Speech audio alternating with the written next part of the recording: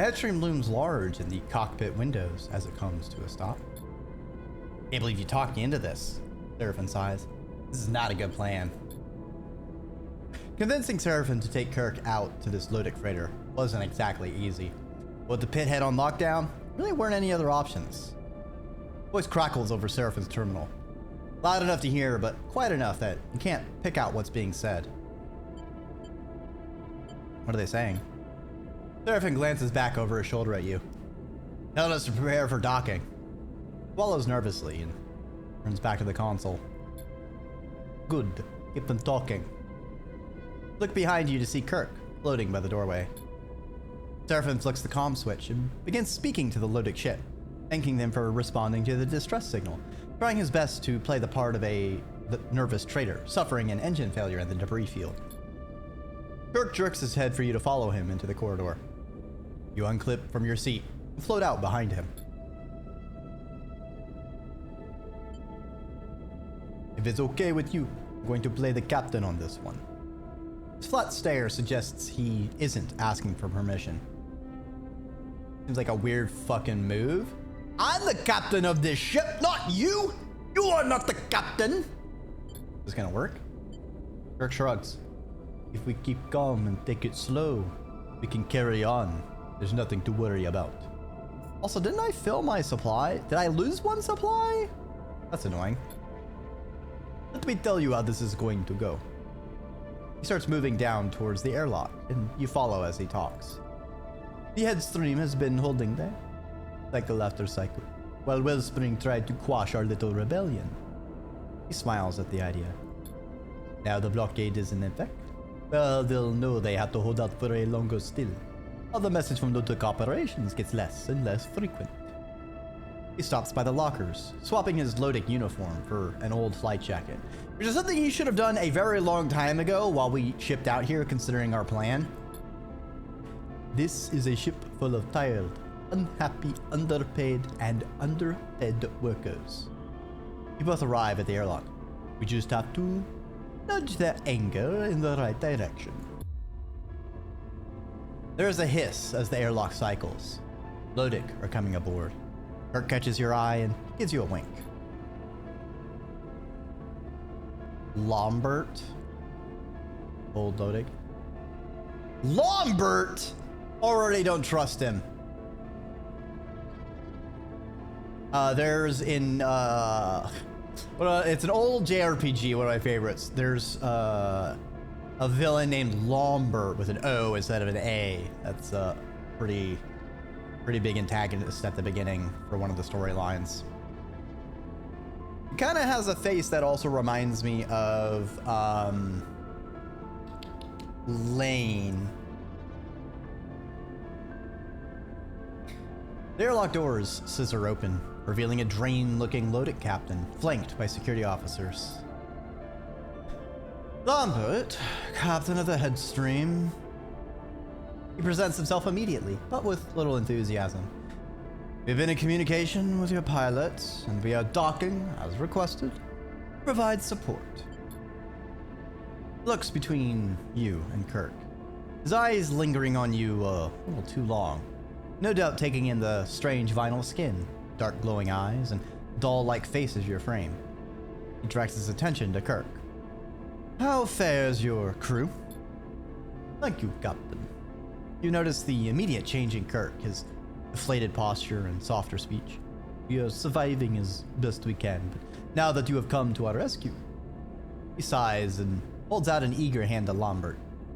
We are very grateful indeed. Lombert limply shakes Kirk's hand. Not to worry. Lodic Syndicate takes its stewardship of Wellspring and the surrounding environs seriously. Our duty to offer aid to travelers and traders alike. Afraid we don't have much to offer by way of supplies. Our stores have been depleted by our long coasting here, but your crew is free to enter our ship and make use of its facilities while you make your repairs. Kirk continues playing the submissive captain, nodding enthusiastically and uttering a stream of thank yous. I feel like he's pushing it a little, though Lambert only seems to be paying the minimum amount of attention to him. Suddenly, he turns a sharp eye to you. Pilot didn't mention you had a sleeper aboard. Stay silent. Kirk quickly responds. Apologies. They're such a good worker, and quiet too. Sometimes forget they are even there.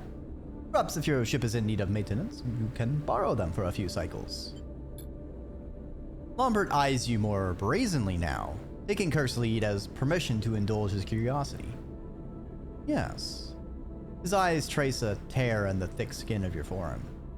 Perhaps it could be of use to us. I don't like your tone there, motherfucker. Kirk smiles. I will send them to speak with your crew. I am sure they can direct the sleeper to appropriate tasks. Oh, they'd love that, Lambert jokes. They're a work-shy bunch, this lot. I'm sure they'd be eager for a slave. The word sets you on edge. Fuck you just say to me? I'm gonna fucking space you right now. We don't need no mutiny. As you go to speak, Kirk's arm falls across your shoulders, knocking the words out of you. We are happy to serve, Kirk bows. After all, we owe you our safety. Very good. Lambert seems suddenly bored or tired, or perhaps both. Tell your crew they're free to cross the docking tunnel then. He pauses. Remind them that no funny business will be tolerated. He smiles a sharp smile. And matters to attend to. Lambert turns. See you later, Captain. And with that, Lambert heads back down the tunnel, still flanked by his two silent security officers. Kirk waits until he's out of sight to turn to you. What was that, sleeper? It was supposed to be agreeable. He shakes his head, whispering with real anger. You've got to eat shit right now. We can bring him down later. Think before you speak. You hear what he called me? I heard. Kirk stares down the corridor. We are going to pay him back for that very soon. Kirk squeezes your shoulder. Shall we go meet the crew? See what their opinions are on Lutic's administration. He smiles broadly. With a captain like that, I doubt they'll be very positive.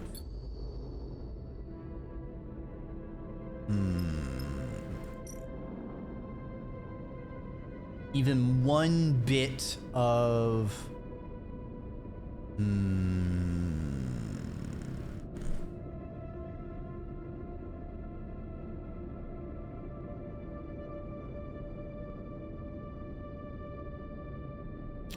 Let's see. Got engines. Payload. Navigation. This one we're skilled in. This one is risky.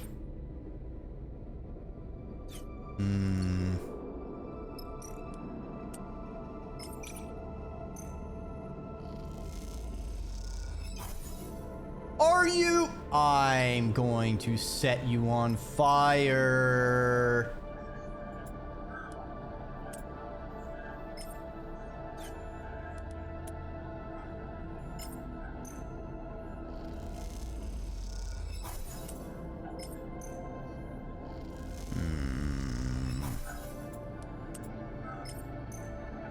Fuck.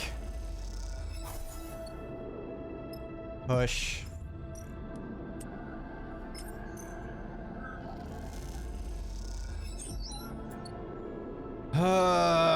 Great. Already fucking things up. Great. Wow, and a series of low rolls. Amazing. Cool beans.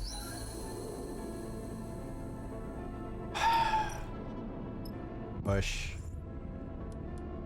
And they were twos. Okay, dude. Okay, dude. Okay, dude. Okay, dude.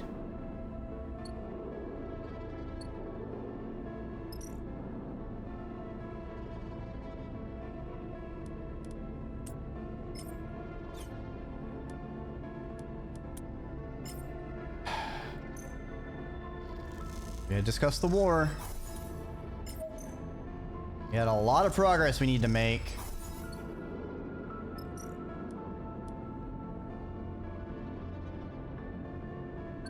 Fuck.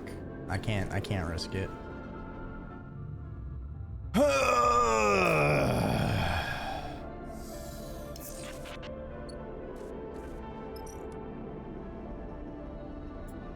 Okay, we got a 6.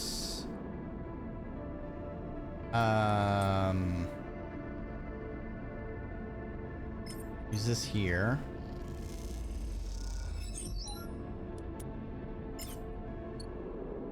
Is there another danger 6 we can burn? Yes. Tamper with the payload.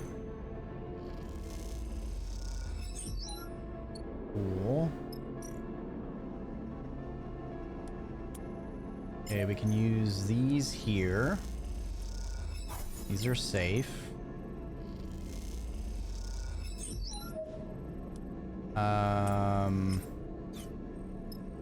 Push it real good. Okay, we got another 6. 6 is good since it reduced our stress as well. I like seeing that shit. Nice.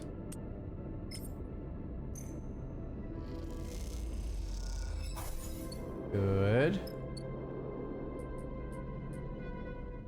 A little bit of progress all over. Playing it safe, playing it safe. Luckily, reloading 6 is bringing down stress, so we can use that to keep things topped off.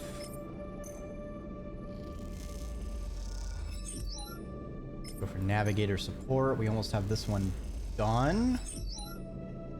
Good shit. One more.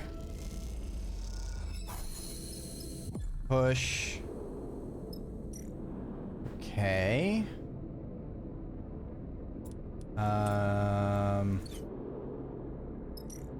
How's this one?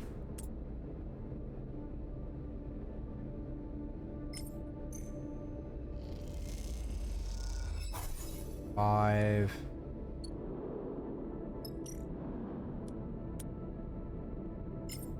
Got some risky ones we can burn over here.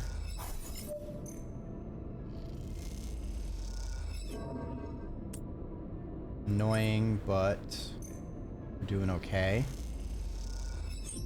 Doing okay. Okay, give me some good rolls, baby. Give me some good rolls. Okay, okay, we got some good. We got a couple good ones.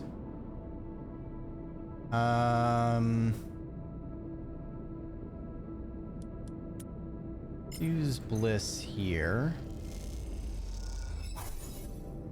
+2. Good. Wait, why did I do that? I could have used my 6. Alright. We'll finish this one. Now we have this.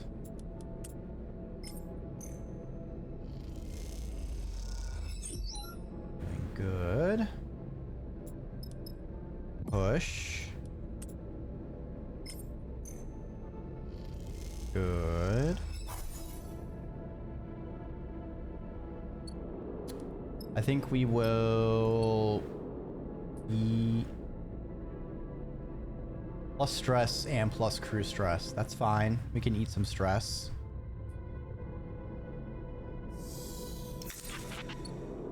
Oh, now those are some rolls, baby. Hell yes.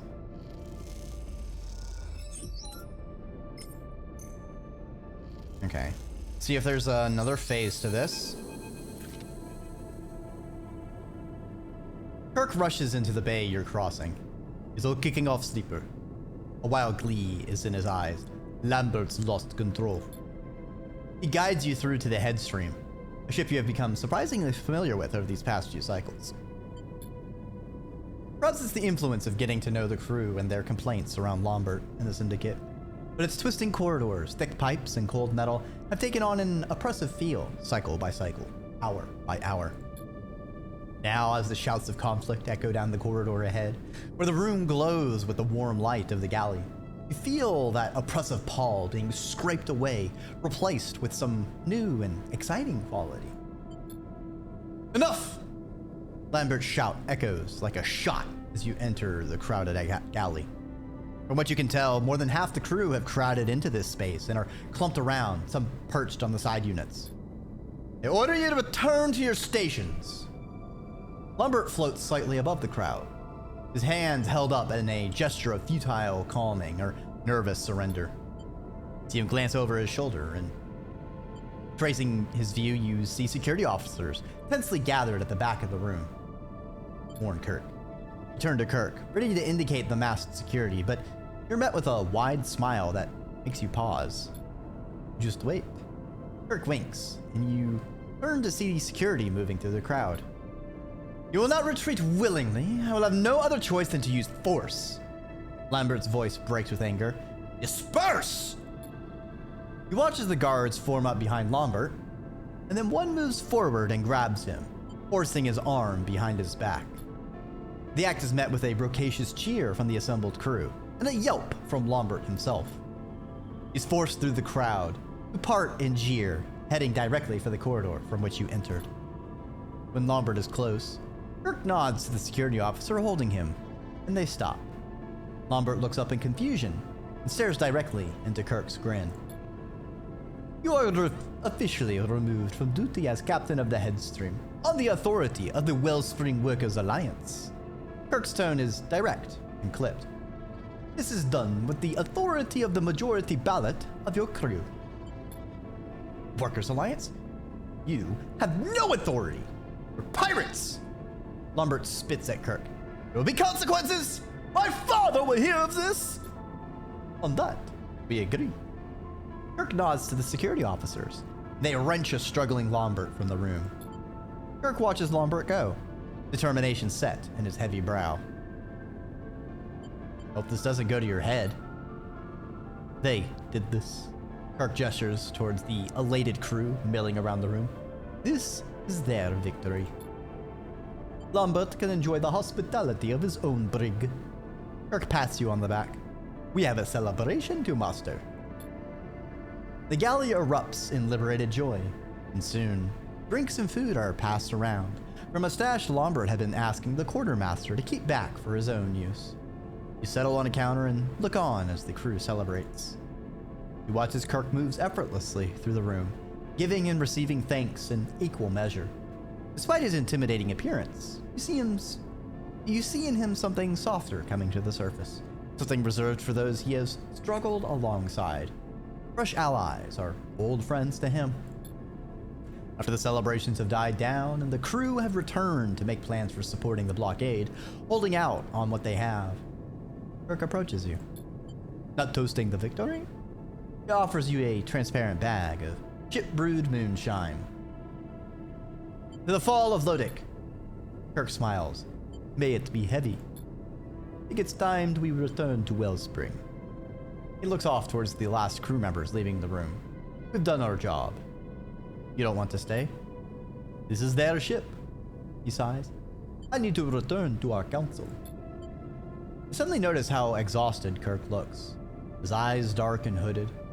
He looks down towards the scuffed floor. What is your goal? The freedom of all workers in the belt benefit from their labor? He laughs weakly. The usual. That's not what's on my mind, though. He looks around the room.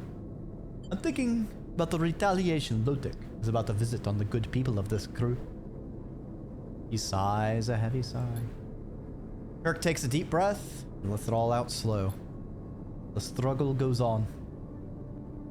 He pushes off from the counter and heads towards the docking bridge. Take a moment before you follow, your mind drifting to the crew and the struggle they have ahead. As you do, small and perhaps unfair parts of you thinks, well, it's life on the belt. Alright, I'm starving. Let's get the fuck out of here. Get out of here and get some food! The cut thrums with tension. This steaming city and its brash inhabitants have quieted, not to silence, to a low rumble of conversation. The blockade is holding. The syndicate is waning. and everywhere there are plans to be made.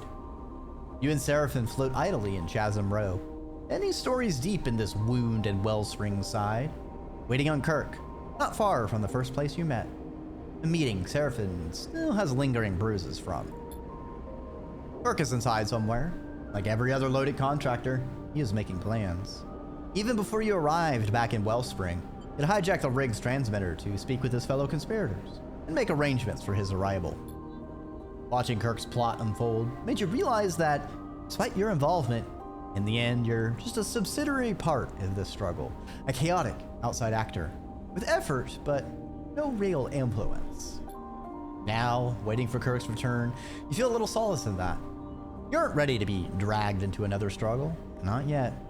You still have your freedom to win. And looking at Seraphin next to you, you know that he does too. All right, we're on.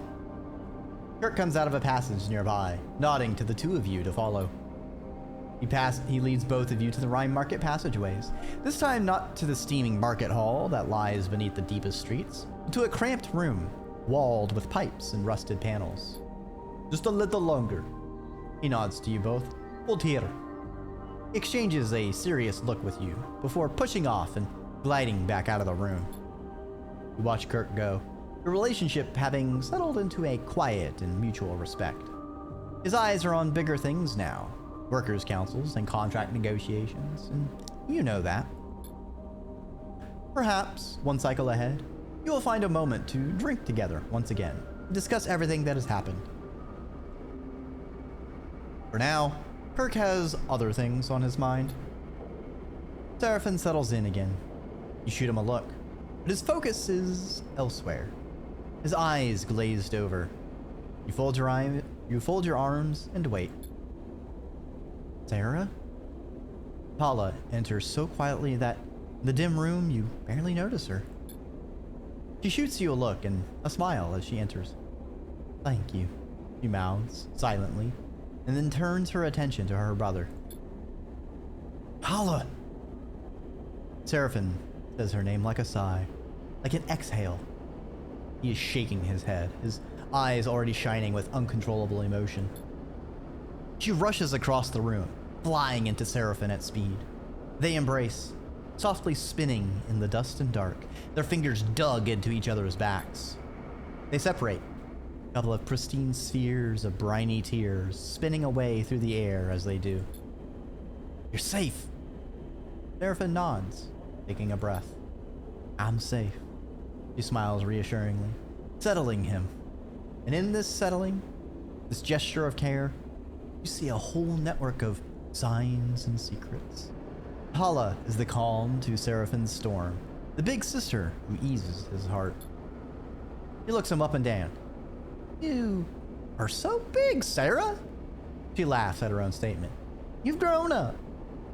Tries to make it sound approving rather than patronizing. Just the same, sister. Seraphin shakes his head. Calling me big, but making me feel small. The moment the statement leaves his lips, you feel a chill in the room. You aren't sure if he meant it. Paula flinches a little, hurt, but not wanting to show it. I came to find you. Paula tries again. I needed to find you. Seraphin looks torn. You see in him something you have come to recognize.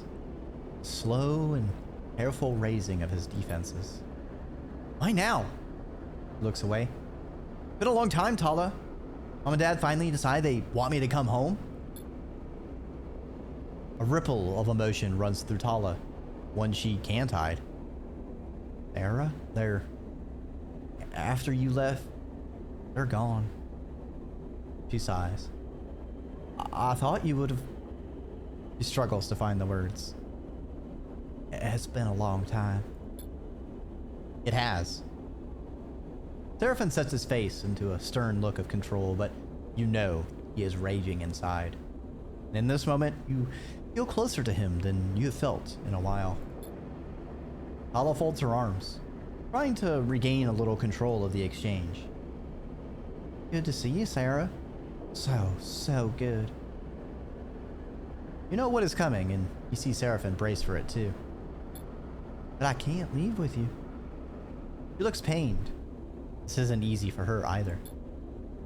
Serapent can only nod, a dulling acceptance washing over him. I wanted to find you, and I have. I can see you are strong and well, and she shoots you a glance. You have your life here. But the people here, the other contractors, they were the ones who found me, who kept me going since I ended up here, desperate and alone. She smiles warmly. It's not that I owe them, it's that they are my family too. She gently places a hand on his shoulder. I know you understand this. She smiles at you. We all find our families out here. Serapent smiles, a rare smile. We do, sister. He embraces her again. They separate, and Tala turns her attention to you. I know you'll take care of my brother, Sleeper. She smiles. Saw it in your eyes when you came to the pit head. She approaches and puts a hand on your shoulder. I can see you're building something of value on that ship of yours. I hope so. She nods, takes her hand away. She folds her arms again, her sense of control returning. There's a wisdom and experience to Tala that brings a certain calm to you, and you feel that now. I seem to have gained one large eye. Thanks, Sugar Benoy. I hope you're having a good evening. Will you two be staying here for a while, or... Tala looks between you and Serapent. Oh, that guy I had pats. Serapent cuts in before you can answer. Not long. He smiles. We have our own freedom to find. Tala nods. Just be aware, you're free to pass the blockade, but after that... He sighs. Headstream's gonna be locked down for a little while. At least until Kurt can reestablish his council. Next time you come, he smiles proudly, this will be a very different place. Hearing Tala say this, you suddenly realize the authority in her. Realize one of those council seats may well have her name on it. You look between the two of them, and realize they have years to catch up on. They'd probably rather do that without you watching. You nod to them and slip out of the room, a lilting conversation starting up the moment you leave. As you follow the twisting corridors back to Chasm Row, you smile to yourself at the thought of Tala and Serapent reunited at last. You hope this whole adventure will make Serapent a little less moody, even though you know, deep down, it'll probably make him worse. Later in the cycle, Serapent quietly comes back to the rig. He immediately settles himself in the cockpit, starts running diagnostics on the engines. He looks up as you enter, shoots you a smile. Good to see you up here, Sleeper. And you're ready to head out. Ready to go? Just say the word. He flicks a sequence of switches. Sleeper? Serapent turns to face you. Thank you. He smiles. I appreciate you bringing us all the way out here. I won't forget it. Will Tala be okay? She's found her place here. I'm really happy for her. He looks away, out of the cockpit window at the wellspring. He always was the responsible one. I was always the one running away. Guess some things never change. Serapent quietly watches the diagnostics complete, a subtle smile playing on his lips. One thing is for sure. We've been here too long. Serapent meets your eye. We've been seen by too many people. Wellspring may be far out of Utsubu territory. I'm sure Lane will find a way to reach his nasty claws out here, give it enough time. Let's not give him the chance. Hey guys. Bliss's voice echoes up the passage into the cockpit. They lean in the door, looking between the two of you.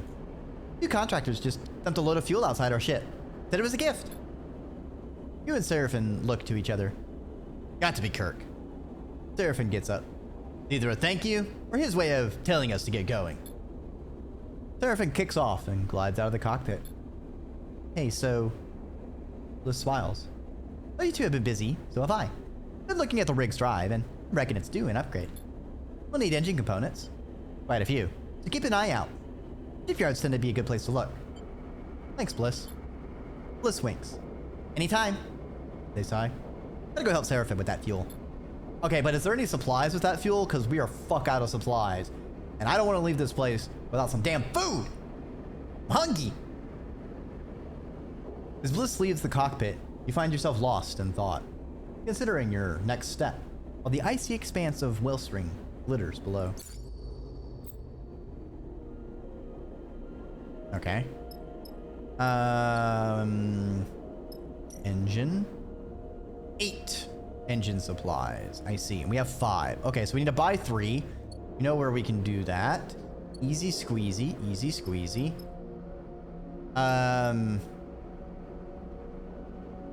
I feel like we should break our dice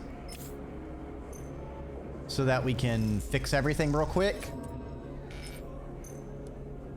We'll just do some rounds of this. Drive our stress up.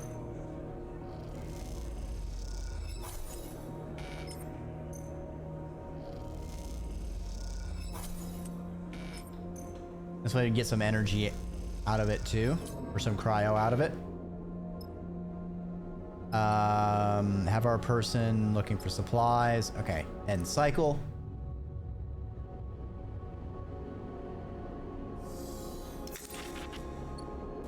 Good, good, good. Right now, I want to eat food. Perfect.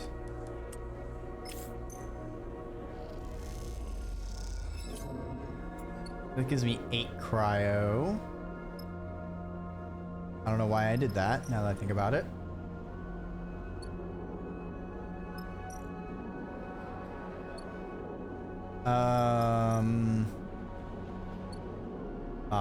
Bye.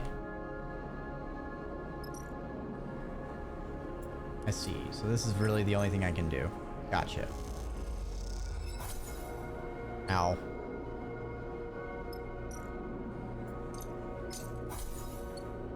All right. Do this, wait for our dice to break out, fix everything.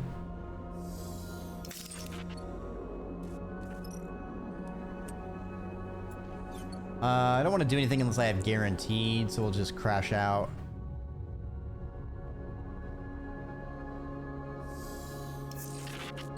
All right, we've got a guarantee. Nice, nice, nice.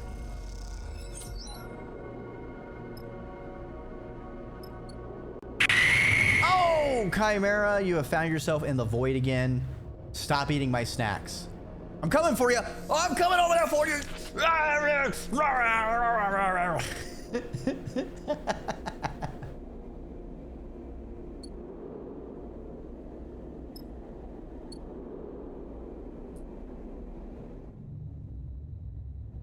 Come on. My snack's now full. No! I can't believe you've done this. Hydrate. That's probably a good idea.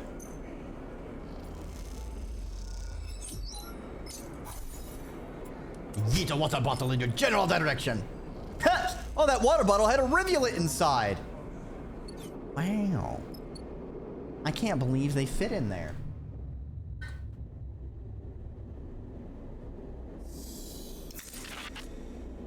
Ah, delicious. All right. That's a bad dice. And cycle. You know, cats are liquid. Well, I mean, especially rivulet. Rivulet is the most liquid scug possible. You know? You know? Come on, break my other dice. Yeah, scug. Exactly.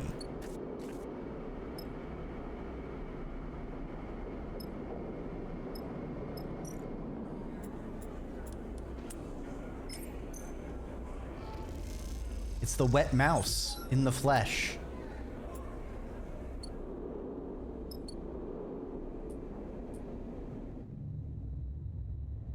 Do not offer a ribbon, but it will be ruined. True. All right, that one broke. Finally.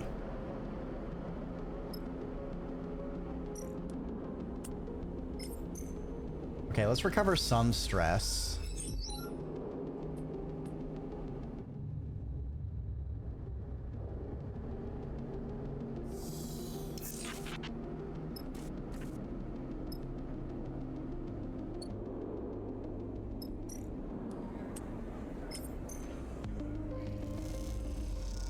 Actually, I don't think we can break all of our dice.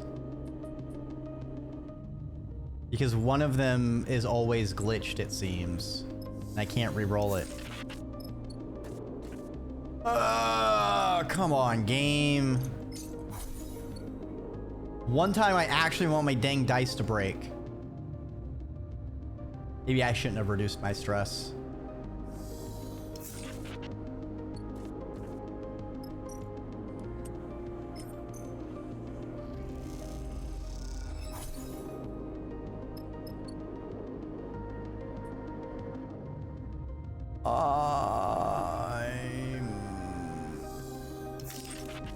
There we go. Okay, that one broke. Now let's see what happens.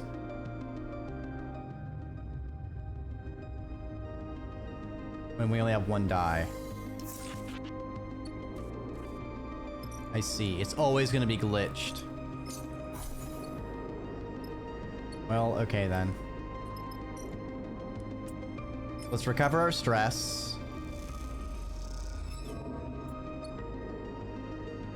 And cycle.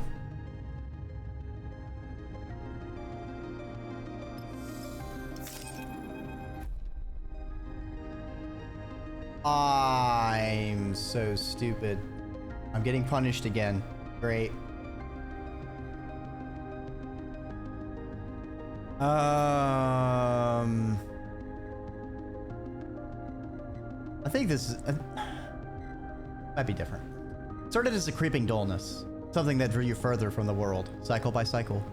But now, in this moment of waking, it's a shifting pain. It jumps across your body faster than you can follow, and you jerk against it. As you do, a numbness starts to spread across your skin, as if you're sinking into cold water. The pain dances across this numbness, as if it was skimming on its surface. Then, as you submerge, it becomes distant. You realize you're leaving this body, your frame. Suddenly something pulses inside you, some system you've never felt before. As it does, you feel yourself external to your frame, remaining on the surface. You don't feel your limbs or your organs, you barely have your thoughts. A pulsing point, a compressed self flickering out. You see figures, unrecognizable shadows gathering around you. Feel the tug of a single thread binding you to your frame, keeping you from floating away. And at the end of that thread, something pulses and glows, and rebuilds itself in a new and more unstable form. Your frame will recover, it will be changed this cycle. It will bear the weight, keeping you alive. It will break some part of itself, of you, so you may persist. You will watch as it does, and anticipate waking into this newly distorted self. And then you're awake, somehow together, somehow apart, in pain and a little more broken than before. Not knowing if your survival is a miracle or a burden.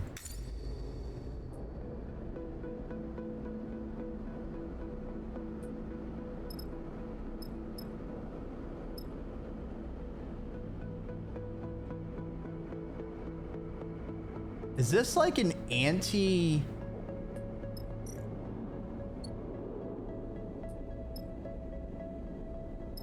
I don't know what this mechanic is, but I feel like I'm being punished for trying to fix something the game hasn't given me a tool to fix except by doing this. Maybe it's a way to prevent you from bricking yourself as a safety mechanic while punishing you with permanent glitches as an out rather than dying, but like, I don't know. I'm a little annoyed at this. I'm a little annoyed at this. First one, fine, whatever. The second one's bullshit. Considering how much we got fucked over first time we played with, our dice shattering, like, the dice are just so important. Now I'm permanently having 2 glitch dice every time I roll. Like, are you fucking with me?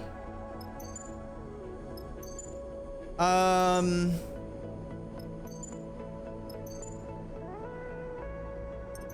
don't remember if it was Holm's Rock or Flotsam where I could buy ship parts. Let's check. The rig glides safely through a debris cloud. The cockpit empty apart from you and Seraphin. So, Sleeper, I've been thinking. Seraphin gives you a sly look over his shoulder. I've been thinking, I'm sick of running it. I'm sick of running. We didn't exactly choose it. That was true when we first got out, sure. I think we've been choosing it since. I mean, if we want to keep going the way we have been, we'll be running out of the belt. Beyond Wellspring, it's mostly rocks and emaciated scavengers. And, well, I'm a city boy at heart. But not only that. Seraphin meets your eye. We've been building something here, Sleeper. The crew, the ship. He smiles. And we just got this Havnat suit for free. He thumps the new unit on top of his flight console.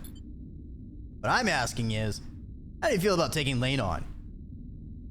You want to go to war with the Utsubo? Not war. He smiles. But something else. You've seen what's happening in Wellspring, what Tala's doing. He shakes his head. Durka's a fool, and he's on to something. Get on the inside. Organize, undermine. That I can get on board with. I like the sound of that. I bet you do. Seraphin smiles. He's enjoying this. Just think about it, Sleeper. You find a way back into Darkside, quietly. Make some connections, you start something running. He turns back to his console. You're one hell of a thing. Utsubo are ruthless. The way they run Darkside, there's gotta be plenty of people fed up with them. Seraphin shrugs. They've gotten worse under Lane. Worse since they pushed the other gangs out. You smile and shake your head at how fast Seraphin can bounce back when he wants to.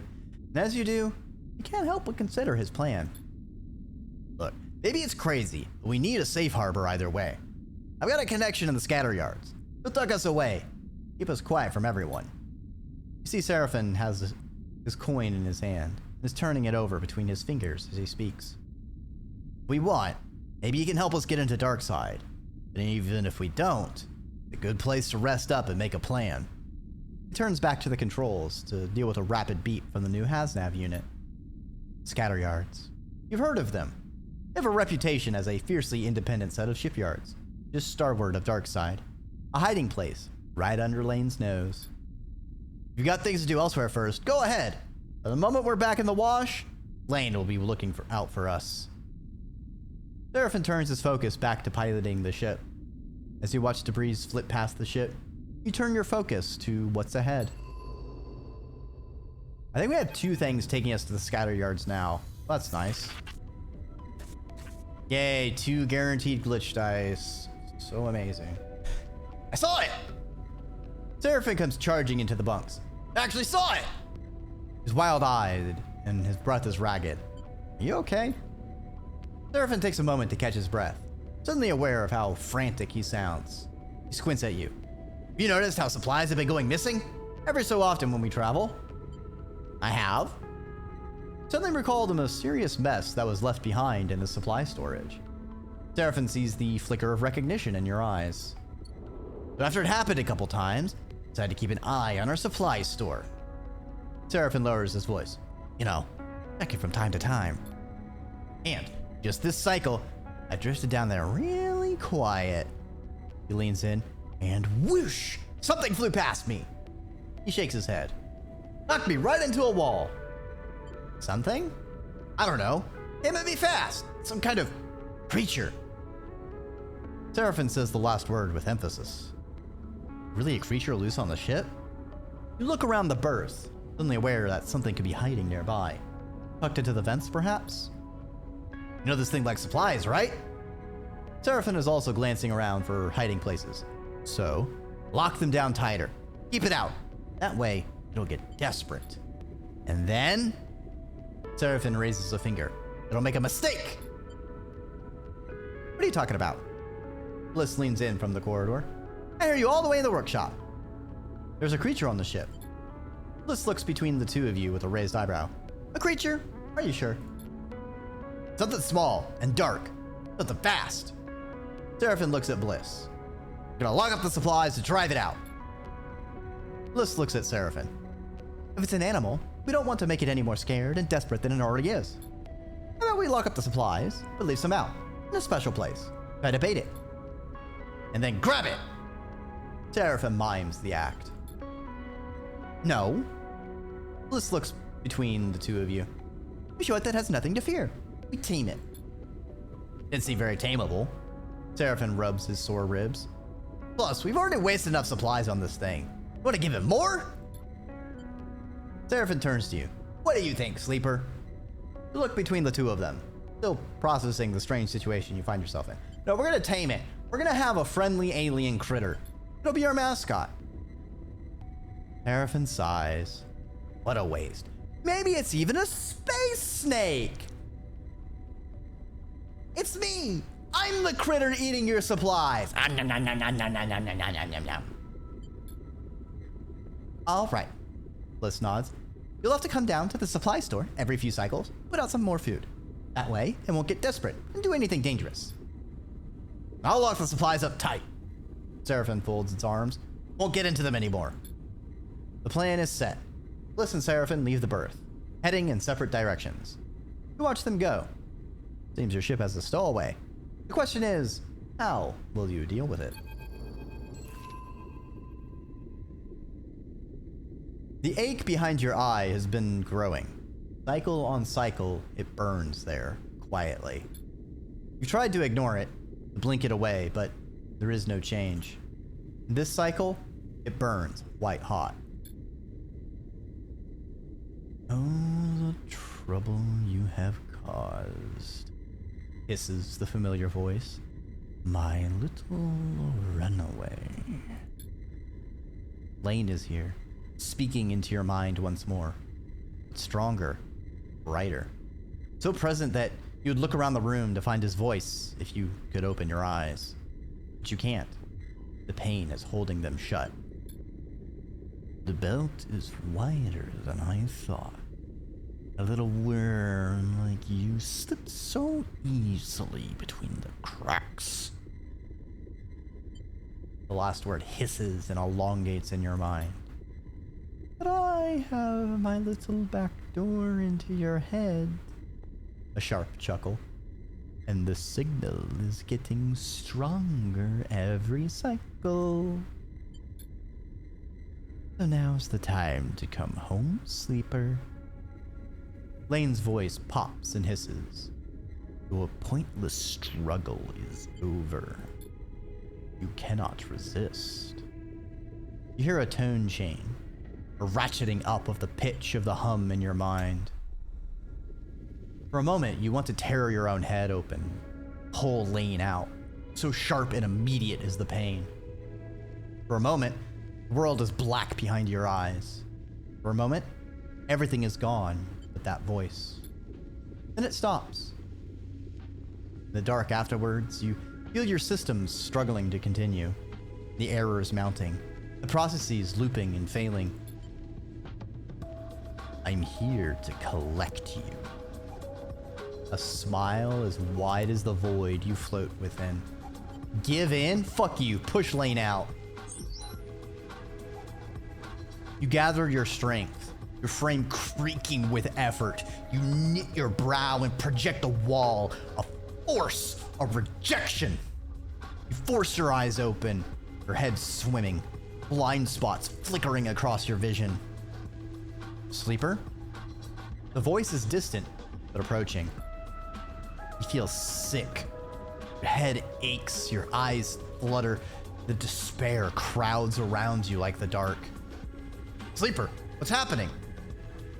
Seraphin's face draws close. He turns and he speaks to someone nearby. I've seen this before.